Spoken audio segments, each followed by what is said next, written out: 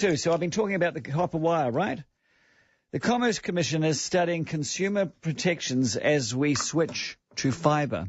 The copper wire is going. Consumers are making the switch from copper to fibre as it's rolled out. I haven't done it yet.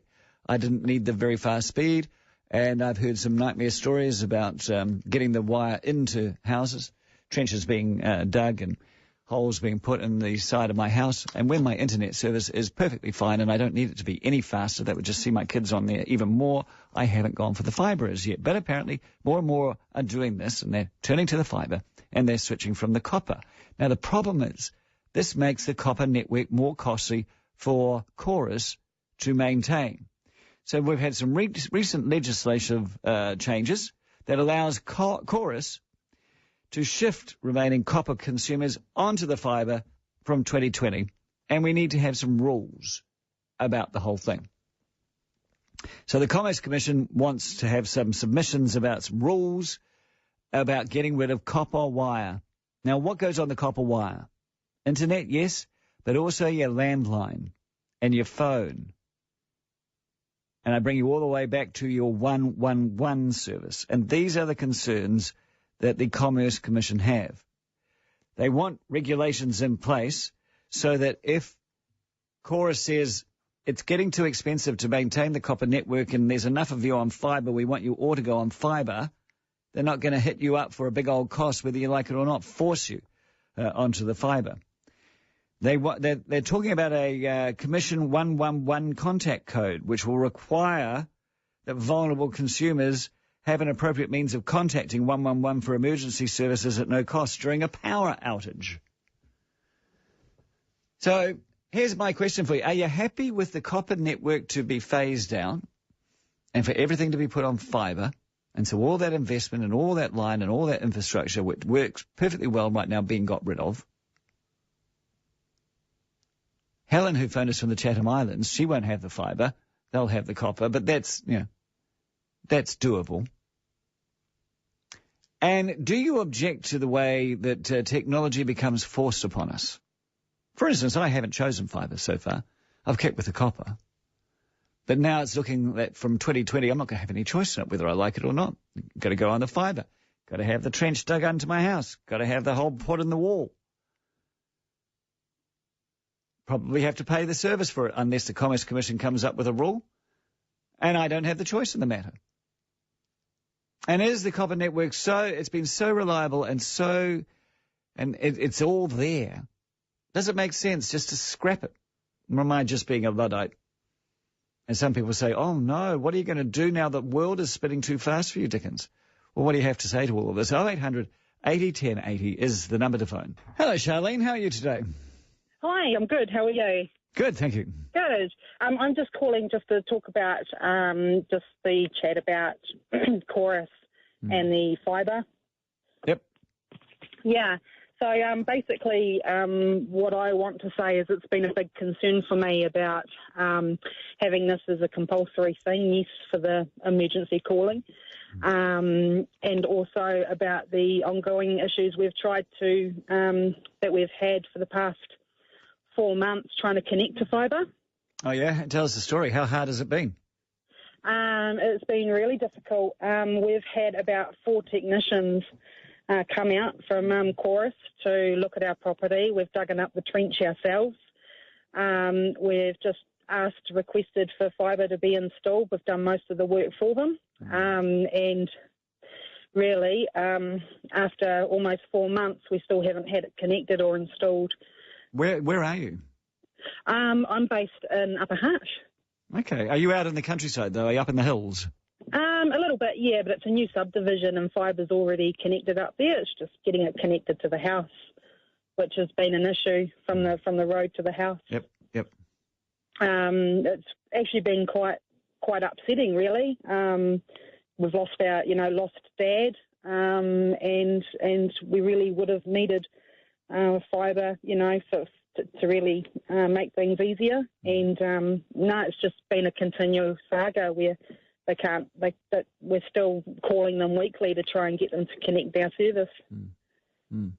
So this is a real big issue for especially, the elderly, people that are dependent on having some sort of communication.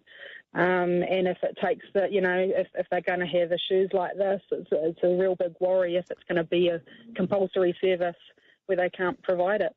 I understand how new technology comes in and that eventually old stuff gets decommissioned. I totally understand that, but I also understand that we have some boffins in back rooms who imagine what the new reality is, and it's well ahead of what the real reality is and the actual reality is. So if you are in a new subdivision in a urban area such as Upper Hutt, and you have been trying to get fibre in for 4 months, I think we can pretty well tie-ho on decommissioning copper anytime soon, don't you? Absolutely. Just keep it simple, just to make Chorus's life easier. The community out there still require things to be simple for them to be able to access what everyone should access, emergency services and those sorts of things. So, I wonder what the uptake level is, at what point you should be saying, and now we make the big jump, and what point then Chorus, state-owned, actually starts helping people out properly. I worry that we're going a bit soon, Yeah, absolutely. Okay, Charlene, thank you for your story, and I'm so sorry. All the best. Thank you. Ta-da now. Bye. So here's a few things. Look, and like I say, I get that fibre one day will become like the copper is now. But, we've got some tech heads out there. Copper isn't reliable, not even remotely. A lot of copper is wet line, so there are endless faults as soon as anything more than drizzle occurs. Fibre is the way forward. It only sticks in the mud. Think otherwise. And those sticks also have no idea how fibre works and what the benefits are. Copper was never designed to be used how we're using it now. Of course, it was originally designed to be a phone conduit, and now it's got the whole internet thingy on it as well. It is antiquated and dilapidated and overdue to be decommissioned. Don't argue, but maybe this is all too soon. When you hear, Charlene's story.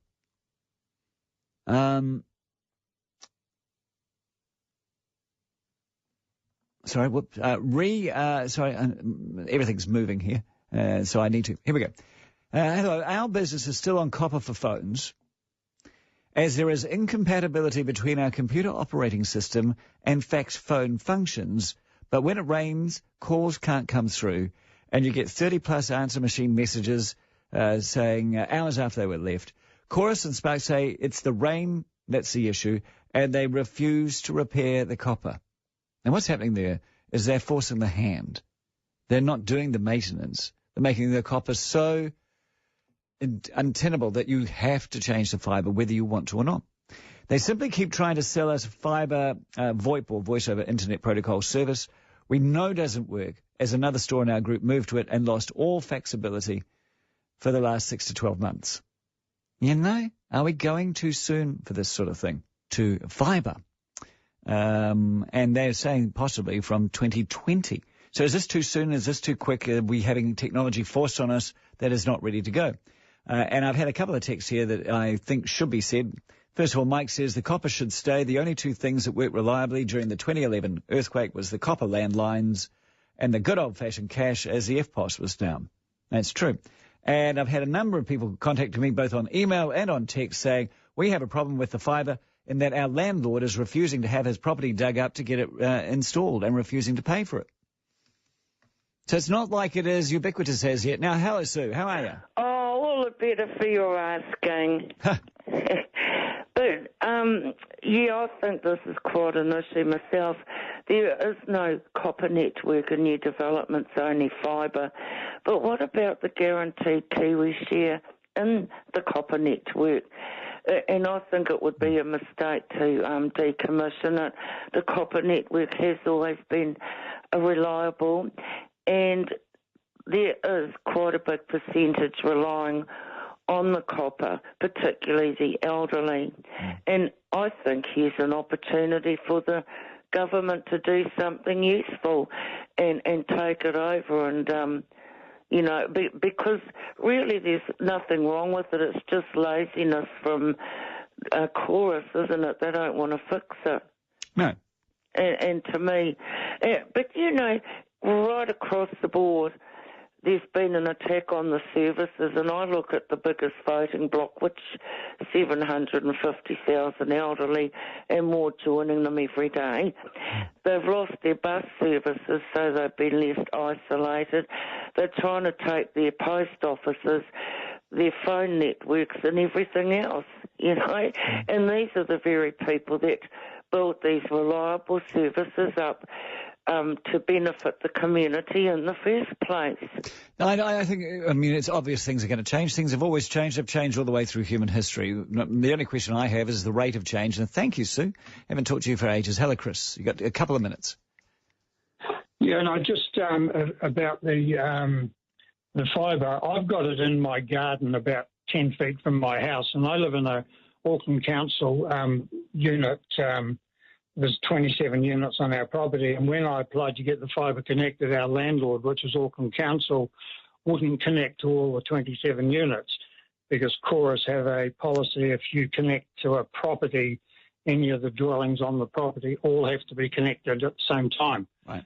So I'm still running on copper, have done for a long time, for my broadband. But of the 27 units where I live, there's only 3 of us that have broadband. Everyone else has a copper telephone. Now, there are about 17 villages on the North Shore comprising of about 650 retired people that live in Auckland Council units. They all rely on the copper for their landlines. You talk to them about Wi-Fi or broadband, they think it's something from outer space, you know. Luckily, my children got me onto it. But I think the changeover in 2020 from copper to fibre is just way too soon. It's, you know, the landlords have to pick up the bill, or currently they're picking up the bill. But in my case, of course, they wouldn't pick up the bill, so I just stayed on copper. But it's going to become quite a big issue for a lot of elderly people that don't really understand the fibre system, and they're going to lose their landline phone. You know, what's going to happen to that? Yeah. Look, my mum was the same. She had the computer. She knew how to use the computer. Well, she thought she did until she actually did some internet shopping, and then she ended up buying $800 worth of groceries, including 10 lots of toilet paper. You know, there's no blame, no fault, just is. NewstalkZB.